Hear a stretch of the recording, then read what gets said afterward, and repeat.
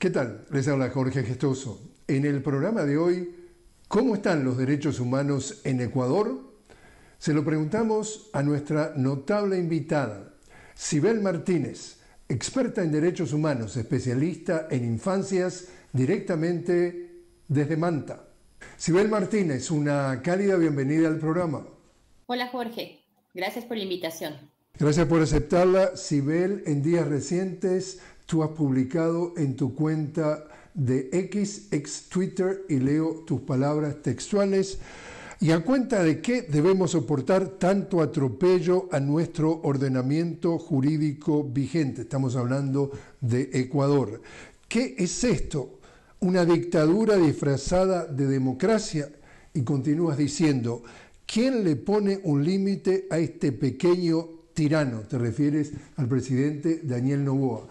A propósito de qué has escrito estas palabras. Bueno, Jorge, porque aquí en el país, desde hace un año, vivimos una serie de vulneraciones, no solamente a los derechos humanos, sino también de respeto a nuestro ordenamiento jurídico vigente, a la Constitución, en donde efectivamente el presidente de la República, su gobierno en general, no respetan la norma. Y una evidente muestra de esto es, por ejemplo, el hecho de que tenemos una vicepresidenta que fue electa en binomio, ¿no?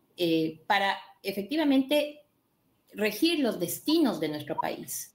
Y de repente, tal vez en una rencilla interna entre presidente y vicepresidenta, se decidió mandarle a ella a manera de plenipotenciaria a otros países, ¿no? En un hostigamiento, en una forma de acoso, yo te diría violencia de género, velada en principio, ahora abiertamente, ¿no? Propiciada por las autoridades, específicamente por el presidente. El presidente de la República está haciendo lo que él quiere, ¿no? Y no hay quien le ponga un límite, ni siquiera la Corte Constitucional. Y este señor Noboa, dentro de las cosas que, como tú dices, maneja la ley o los decretos, primero, tiene ya decidido que no va a respetar lo que dice la Constitución, porque él mismo, de acuerdo a lo que nosotros tenemos entendido, de acuerdo a lo que está hablando, le busca una interpretación que, como es un presidente de un periodo corto de 1 año y medio, porque se llamaron elecciones anticipadas, entonces no rige la Constitución, porque él decide que como el periodo no es el ideal, entonces eso no vale. Cuéntanos cómo lo lees tú. Efectivamente, él viola la Constitución, hace lo que le viene en gana en realidad, y una de las cosas que hace principalmente es decidir que no va a tomar licencia para su campaña electoral. Él es candidato a las próximas elecciones en febrero. Y es por eso que en este dilema de poder encargar a la vicepresidenta Verónica Abad sus funciones, su puesto de primer mandatario, ¿no? Y no lo quiere hacer, comienza a idearse una serie de artimañas para poder evitar que ella tome el control durante el tiempo en el que él va a estar en campaña.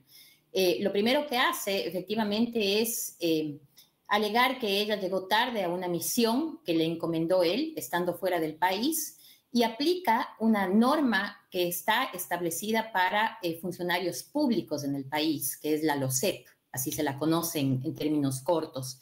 Pero esta norma es exclusivamente para personas que trabajan en el sector público. Ella tiene otra condición, es la vicepresidenta del país y se rige por la Constitución. Y sin embargo, él hace que la ministra de Trabajo del país le siga un proceso para suspenderle de su cargo durante 150 días. La vicepresidenta pone una acción de protección, falla a favor la jueza, lo cual es muy interesante porque, si tú quieres, vence el miedo y la presión esta jueza, y al final determina que es, digamos, ilógico que a través de esta sanción vía Ministerio de Trabajo se haya suspendido a la vicepresidenta. De ahí es que el día domingo se pone también este decreto que tú comentas, ¿no?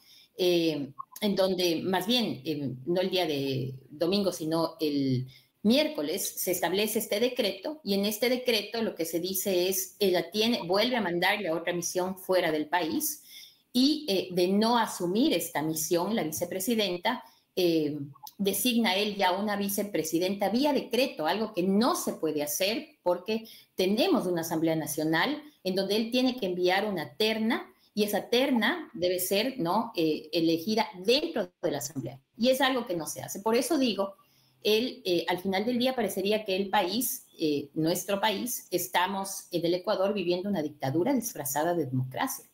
También podría darse que, dado que definitivamente las leyes no las hace cumplir de acuerdo a lo que está establecido en la Constitución, ante esta situación de que no respeta el renunciar a la presidencia para ser el candidato, la Asamblea podría hacerle un juicio político.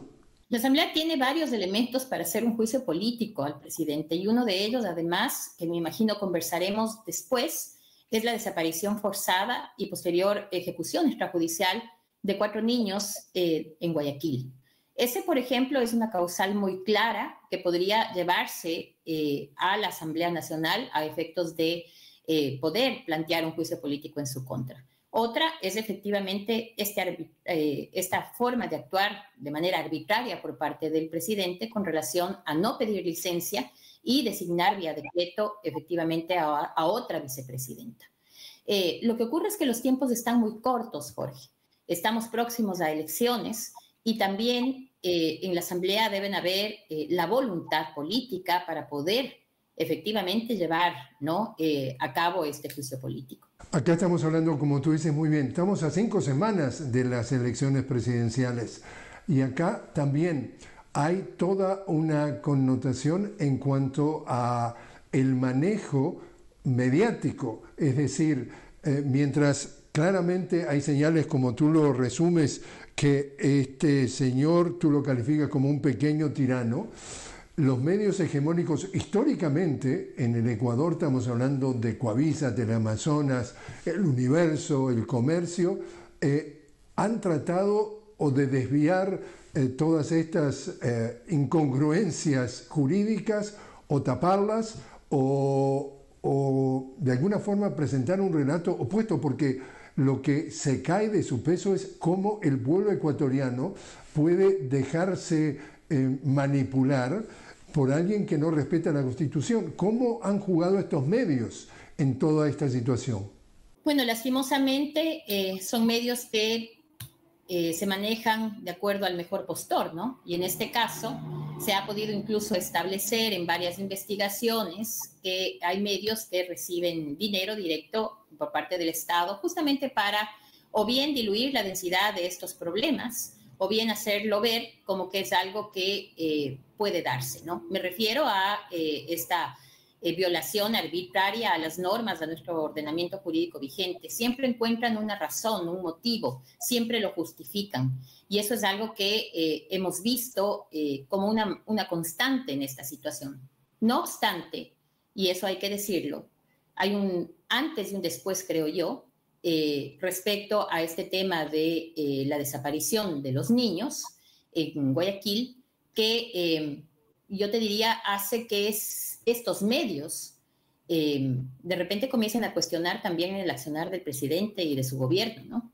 Y eso es algo que parece interesante y ojalá pueda capitalizarse a efectos de que en las próximas elecciones tengamos la oportunidad de cambiar de gobierno, ¿no? A un gobierno quizá, porque eso es lo que necesitamos, más enfocado en el bienestar de las personas y no en las políticas de miedo que se han implantado.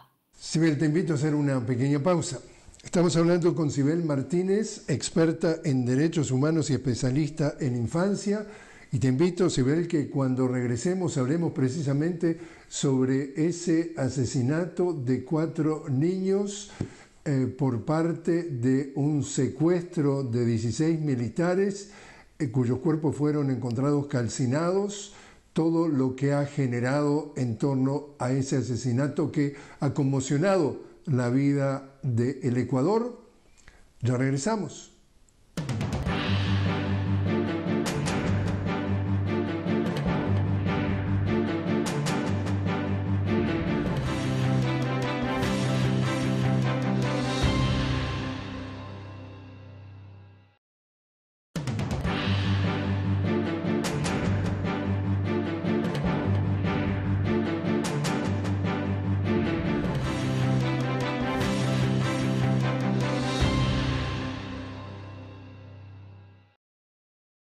Continuamos hablando con Sibel Martínez directamente desde Manta, en Ecuador. Sibel, experta en derechos humanos, especialista en infancias.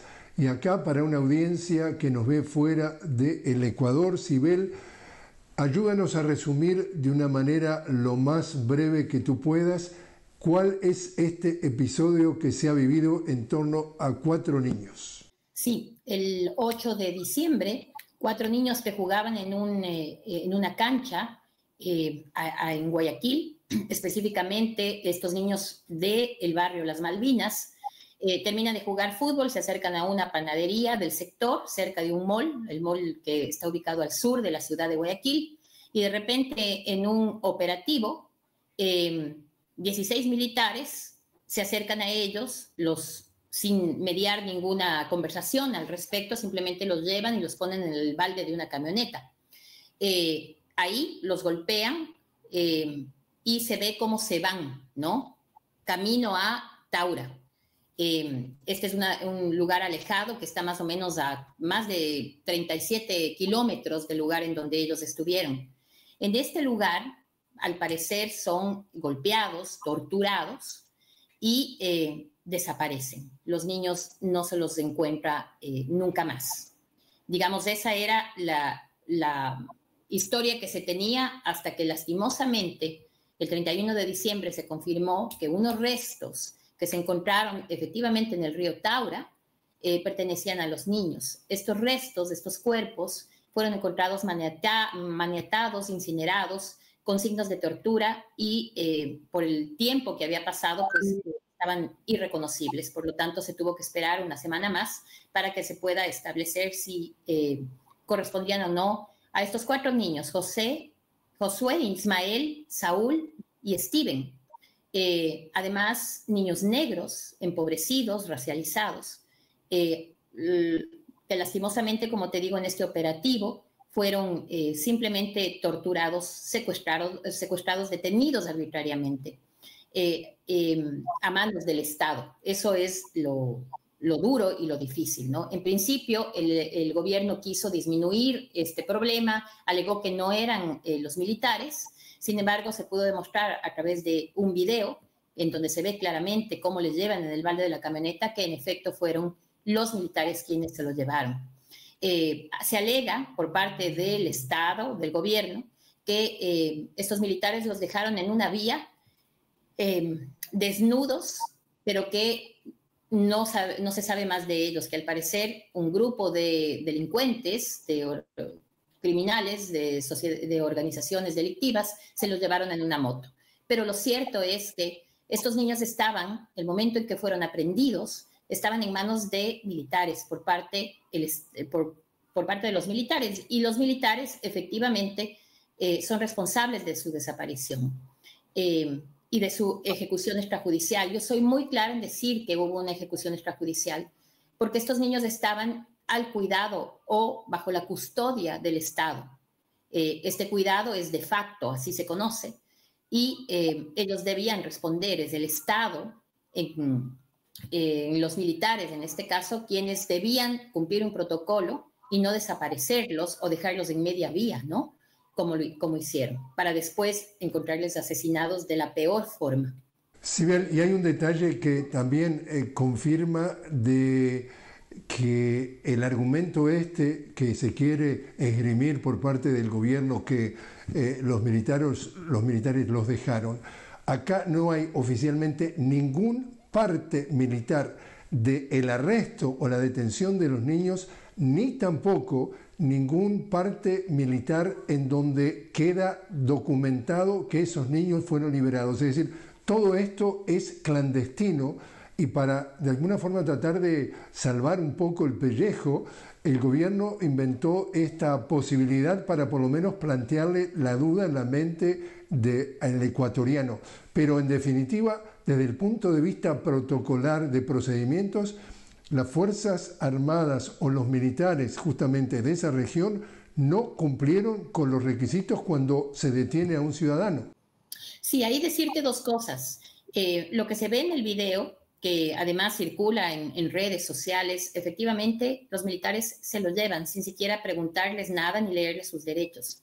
Luego, al ver esta contundente evidencia, esta prueba, tratan desde el gobierno de poner en el imaginario de la sociedad que estos niños eran delincuentes, lo cual no es cierto. Ellos eran futbolistas, estaban jugando un partido de fútbol.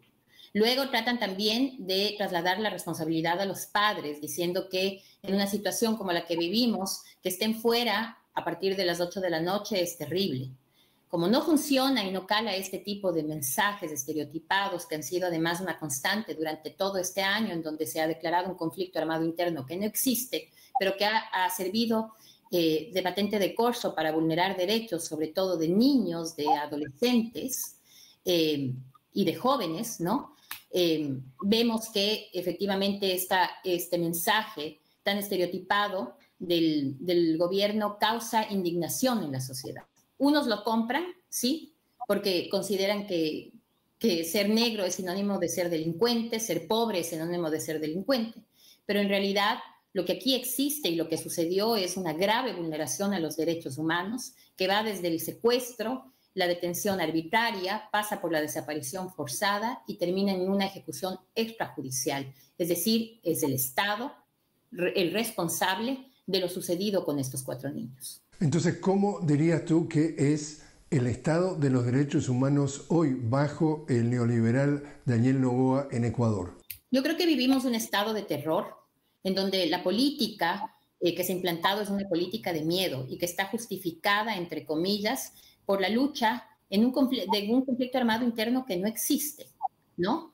En donde además los índices con claridad establecen que la inseguridad se mantiene y que la violencia sigue y que los únicos que han pagado de alguna manera las consecuencias de esta política de terror son efectivamente los grupos empobrecidos y grupos de atención prioritaria también, como son los niños. Yo te diría algo que me parece muy fuerte, pero es una realidad.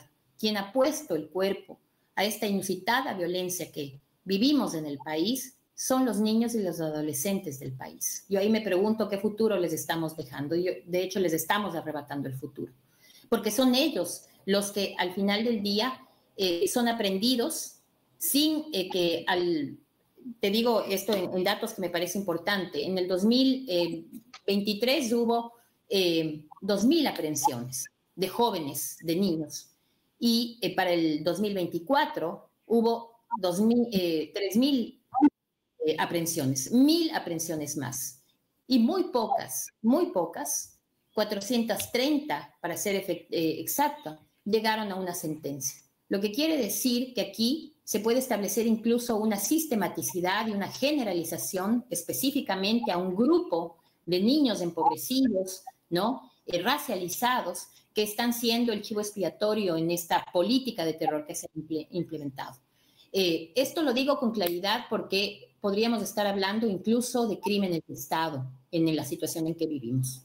Ahora, para tratar de plantearlo, vuelvo y repito, para una audiencia que nos ve fuera del Ecuador, y pintando con pinceladas muy gruesas porque el tema es largo. Acá hubo un periodo de 10 años de un gobierno progresista, de un presidente, Rafael Correa, en el cual el Estado se organizó desde el punto de vista institucional con mecanismos para la defensa, por ejemplo, de la policía, de las Fuerzas Armadas, se mejoró la calidad de vida, disminuyó la pobreza, la desigualdad, un periodo de progreso para prácticamente todos los analistas.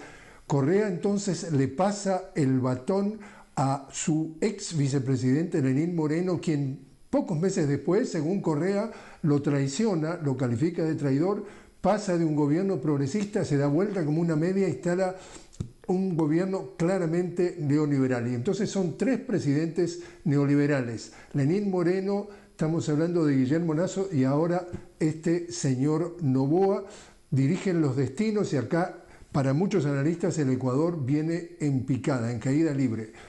Para obtener esos triunfos hubo de alguna forma estrategias, subterfugios para ensuciar a los candidatos que representaban a ese correísmo. Estamos hablando de Andrés Arauz, le sacaron al último momento una mentira que lo querían ensuciar con financiamiento de las FARC. Ahora sigue entonces Guillermo Lasso, en donde también sacan ese tipo de mentiras, y cuando llega ahora esta presidencia que ganó Noboa, 10 días antes de la elección matan a un candidato, Villavicencio, y ahí viene la manipulación mediática en donde achacan a la candidata o al correísmo, y por tanto extensión a la candidata Luisa González, que el correísmo estuvo detrás de este asesinato.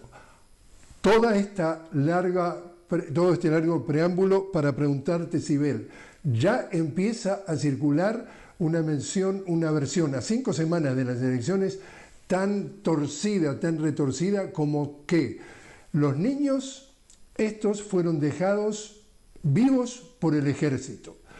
Los tomaron los narcotraficantes y los mataron. ¿Quiénes están detrás de los narcotraficantes? El correísmo. Entonces, el correísmo, a través de quien fue un ministro de Relaciones Exteriores, Patiño, organizó este asesinato, calcinación de los cuerpos, incineración, y detrás de todo, otra vez, lo que le llaman el prófugo de Bélgica, para echarle otra vez las culpas de todo esto a Correa. ¿Has escuchado esto? Y esto puede prender en la opinión pública, y 5 semanas antes, otra vez, de alguna forma, entre comillas, engañar a la población ecuatoriana que va a votar. Sí, sí lo he escuchado, y es lamentable, porque lo que hacemos en el país es una constante a la hora de regresar a ver en este clivaje, ¿no? Anticorreísmo, correísmo, que nos ha pasado una enorme factura, que nos ha impedido además responsabilizar a quien debe responsabilizarse. En este caso en particular, debemos estar claros que es un caso podría llegar a ser incluso un crimen de Estado, depende de cómo actúe incluso el gobierno. De esto, la desaparición y luego ejecución extrajudicial de estos niños. No hay nada dentro del proceso que demuestre que los niños fueron dejados en esta narrativa perversa, digo yo, correlato de impunidad de las Fuerzas Armadas, que fueron dejadas en media vía desnudos, ¿no? Hay un testigo que dice, sí, yo estuve con ellos, y que luego vinieron unas motos y se los llevaron, pero nadie puede establecer que esas personas podían ser militares. Y de hecho, yo creo que es más fundado el que hayan sido militares que no quisieron dejar huellas que los propios delincuencia organizada. Porque además hay un trabajo simbiótico que nos está pasando también factura, en donde los militares forman parte de estos grupos delincuenciales o viceversa, ¿no es cierto? Hay este trabajo, la policía, los militares, las instituciones de seguridad deben ser, y de fuerzas del orden tienen que ser saneadas en el país. Entonces, esto que tú dices puede sí ser encaminado a lo político y pasar factura, en este caso, a la candidata Luisa González, porque lastimosamente en el país estamos viviendo estos clivajes en donde el odio nos impide reconciliarnos nacionalmente, ¿no? Yo pensé que este tema de los niños iba a unirnos como sociedad y entender que si debemos hacer cambios es justamente para ellos, en beneficio de ellos. Pero esto no ha sucedido. Y te diría con mucha pena que este mensaje cala en la sociedad. No tanto el tema de Correa, te digo honestamente, si lo trabajan bien, quizás sí, pero sí que los militares llegaron hasta cierto punto, es decir, que los militares quizá los desaparecieron, pero no los mataron. Y no es así. Hay que investigar y llegar a la raíz de este problema para darnos cuenta que lo que se ha implantado durante este año es una política criminal en donde seguramente vamos a poder demostrar organizaciones de sociedad civil esta sistematicidad y generalización de la política que ha cobrado vidas tanto desapariciones forzadas como ejecuciones extrajudiciales. Es una práctica común de este gobierno, en donde Correa, el expresidente, no tiene nada que ver. Por último, entonces, Sibel, ¿piensas que en esta elección presidencial de febrero será limpia, transparente? ¿Habrá denuncias de fraude? ¿Habrá qué cosa? Con un presidente que no respeta las normas y un concepto tan elemental como pedir licencia para hacer campaña, todo puede esperarse. Vimos las otras elecciones anteriores sentados en la mesa del CNE, o sea, del Consejo Nacional Electoral, a los militares. No es de extrañar que ahora hagan lo mismo, en donde también nos deja un sinsabor, ¿no? El militarismo implantado también en el país, sumado a que el presidente actual, Daniel Noboa, no tiene límites y ha sido capaz de vulnerar todo nuestro ordenamiento jurídico para hacer lo que él quiere con relación a las elecciones. Por lo tanto, no sería raro que por ahí nos encontremos con algunas situaciones complicadas, por no hablar de fraude electoral. Sibel Martínez, muchísimas gracias por haber estado con nosotros. Gracias a ti, Jorge. Muy amable.